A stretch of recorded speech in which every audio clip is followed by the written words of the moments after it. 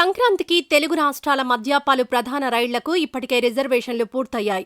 సికింద్రాబాద్, విశాఖపట్నం మధ్య నడిచే గోదావరి రైలుకు టికెట్ల జారీ పరిమితి మించిపోయి రీగ్రేడ్ చూపిస్తోంది.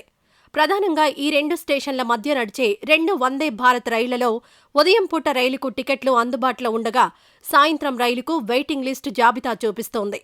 ఇవి మాత్రమే కాదు, Garib Rath, Falaknuma super fast express, Mahabubnagar, Visakha super fast express, Visakha express రైళ్లలో వెయిటింగ్ లిస్టు జాబితా దాటేసి ఇప్పుడు రీగ్రేడ్ చూపిస్తోంది. Sleeper, third AC, 2 AC, first AC అనే వ్యత్యాసం లేకుండా అన్ని సీట్లు పూర్తిగా బుక్ అయిపోయాయి.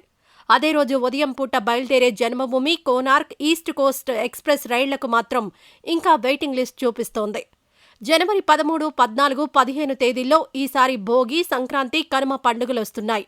సాధారణంగా 2 రోజుల ముందు నుంచే రద్దీ ఉండడం సహజం. అయితే ఈసారి 10, 11వ తేదీల్లో శని, ఆదివారాలు రావడంతో రిజర్వేషన్ల సందడి ముందే మొదలైంది. ఇంతకు ముందైతే ఈ గడువు 120 రోజులుగా ఉండేది.